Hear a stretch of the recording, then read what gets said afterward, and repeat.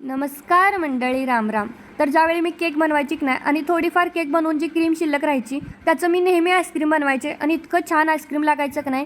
तर ह्यावेळीसुद्धा आपण आईस्क्रीम घरच्या घरी बनवणार आहोत.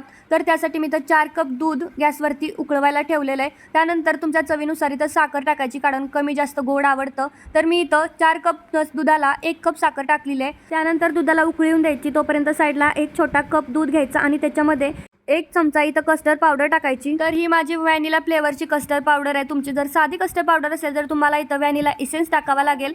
त्यानंतर 2 ते 3 तास फ्रीजमध्ये ठेवून द्यायचं. फ्रीजमधून बाहेर काढल्यानंतर मी इथं मलाई टाकलेली आहे. तुम्ही क्रीम असेल ना तर चांगलंच आहे, क्रीमने जास्त चांगली टेस्ट येते, पण माझ्याकडे क्रीम नव्हती त्यामुळे मी इथं मलाई वापरलेली आहे. तुम्ही इथं कोणती फ्रेश क्रीम, व्हिप क्रीम किंवा डेअरी क्रीम घेतली तरी चालेल, जास्त चांगली टेस्ट येते मलाईपेक्षा. त्यानंतर मस्तपैकी मिश्रण बीट करायचं आणि एका डब्यात टाकून वरनं कागद लावायचा, कारण आईस क्रिस्टल ज्यामध्ये जमा नाही झाले पाहिजे. आणि बघू शकता आईस्क्रीम तयार. आवडला तर व्हिडिओ लाईक करा. Bye bye.